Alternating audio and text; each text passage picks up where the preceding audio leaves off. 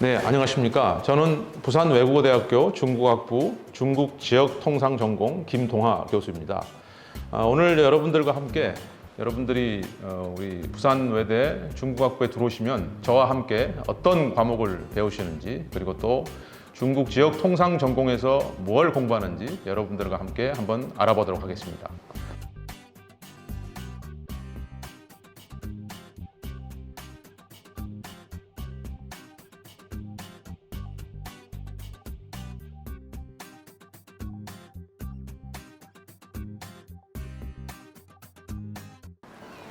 제가 혼자 지은 책도 있고, 그 다음에 여러 교수님들하고 같이 지은 책도 있고, 그런 책들을 몇 권 들고 왔는데요. 이 책들 하나씩 좀 소개를 하면서 저희 중국학부 중국지역통상전공에 들어오시면 어떤 과목을 배우는지 한번 볼까요?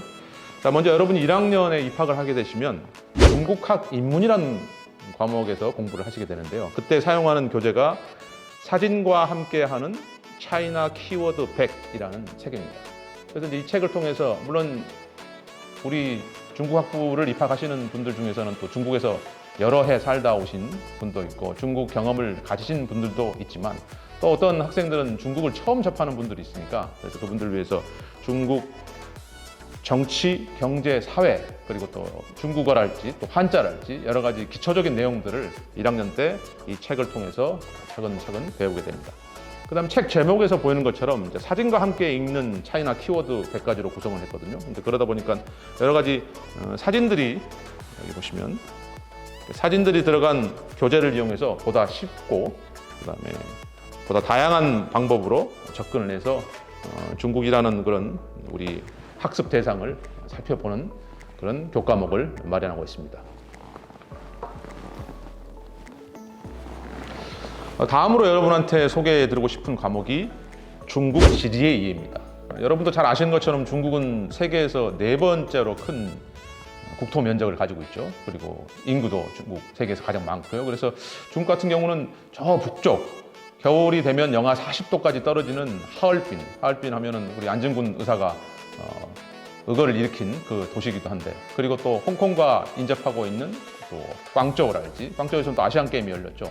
그래서 다양한 기후대가 있고 큰 중국 지역만큼이나 다양한 특성, 그리고 또 문화, 그리고 여러분들 잘 아시는 것처럼 또 중국은 지역별로 방언이 있어서 전혀 말 자체가 또 체계가 틀립니다. 그래서 이 중국 지리의 이해라는 과목을 통해서 이런 다양한 중국의, 이걸 이제 우리 학술에서는 지역학, 중국 지역학이라고 부르는데요. 다양한 중국 지역별 특성을 여러분과 함께 살펴보는 기회를 갖도록 하겠습니다.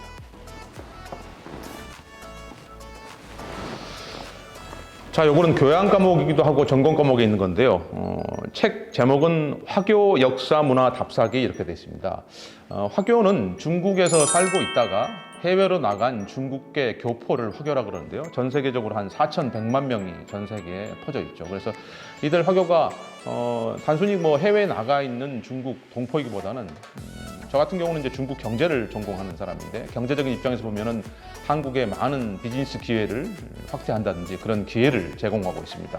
그래서 이런 화교가 역사 문화적으로 어떻게 형성이 됐고, 그리고 현재 이들 화교가 비즈니스에 어떻게 참여하고 있으며, 또 실질적으로 한국에 어떻게 도움을 주고 있는지, 과목 제목 같은 경우는 중화경제권의 이해, 또 화교경제권의 이해라는 과목이 있는데, 그런 과목을 통해서 화교가 가지는 역할에 대해서 또 여러분과 함께 살펴볼 기회가 있을 걸로 생각이 됩니다. 이 책을 통해서는 이제 책 제목이 차이나 머천트인데요. 중국 같은 경우는 아까 중국 지리의 이해 설명할 때 또 말씀드렸지만, 그 지리적 특성만큼이나 중국에 있는 지리적으로 상인들이 비즈니스하는 광경이 틀립니다. 그래서 예를 들면 산동 상인들은 비즈니스 할 때 술을 아주 좋아한다. 또 홍콩에 인접해 있는 광동 상인들은 또 비즈니스 할 때 굉장히 실무적으로 접근한다. 이런 이제 상인들의 특성이 있는데, 우리 같은 경우는 중국이 워낙 다양하고 인구도 많고 지역적 특성이 많기 때문에 비즈니스적인 측면에서 이 사람들과 중국 상인들과 지역별 상인들과 비즈니스를 할 때 어떤 방식으로 접근을 해야 될 것인가, 그걸 중국 비즈니스 상관습의 이해라는 과목에서 이 교재를 통해서 배울 예정입니다. 자, 제 전공이 이제 중국 경제라고 말씀을 드렸는데요. 이제 중국 경제 같은 경우는 잘 아시는 것처럼 이미 경제는 이제 미국에 이은 두 번째 경제 규모가 중국이 크게 졌죠. 그래서 여러분들 G2, G2란 말을 들어보실 텐데 그룹 오브 투 그래서 경제 1위가 미국이고 그 다음에 이제 중국이고. 이제 중국 같은 경우도 우리 같은 경우는 중국이 가장 큰 최대 수출 시장입니다. 그래서 많을 때는 33%, 약 3분의 1을 중국으로 수출을 하고 통상적으로 4분의 1, 25% 이상의 수출을 유지를 하고 있습니다. 그래서 한국 입장에서는 중국이란 시장을 뗄래야 뗄 수 없고 특히 중국이란 시장을 잘 이해를 해야 되고 그러기 위해서는 중국의 경제의 구석구석 면모를 잘 확인을 해야 됩니다. 중국은 1949년에 성립이 됐는데 처음에는 계획 경제로 시작을 하다가 나중에 1994년부터 사회주의 시장 경제를 시작했고 그리고 2001년에는 WTO에 가입을 했습니다. 그 얘기는 글로벌 스탠다드, 즉 모든 기업들이 지키는 기준을 다 중국도 따르겠다 그런 얘기겠죠. 그래서 이렇게 보는 것처럼 중국 같은 경우는 한 50년, 60년의 기간 동안 중국 경제 자체가 굉장히 큰 변화를 준 것 같습니다. 위안화 경제학이라는 책은 이거 제가 쓴 책인데요. 그래서 이 위안화 경제학이라는 책을 통해서 중국 경제의 특성 이런 거를 여러분과 함께 자세히 살펴볼 계획입니다. 자, 여러분 중국 여행을 다녀오신 분들도 굉장히 많을 것 같은데 그때 이제 여러분 이 돈을 많이 쓰셨을 것 같아요. 이건 이제 중국의 위안화죠. 위안화 중에서 가장 큰 고액권인 100위안권인데 이 앞에 있는 사람이 누군지 여러분 아시는 분도 많이 있을 것 같은데 그렇죠? 1949년에 중국을 창립한 모택통 마오쩌둥이라는 정치가죠. 그래서 그 분이 이제 가장 중국의 고액권인 위안화 앞에 이제 도시가 되어 있고요. 뒤에 보면은 또 중국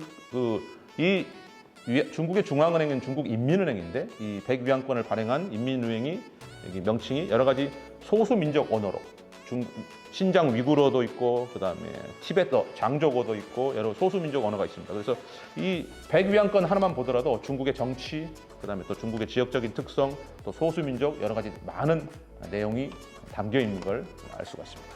자, 오늘은 짧은 시간이지만은 중국 학부 그리고 중국 지역 통상 전공의 특성에 대해서 말씀을 드렸고 또 제가 실질적으로 강의실에서 가르치는 과목이랄지 그런 교재를 통해서 그런 특성을 나름대로 설명을 드렸습니다.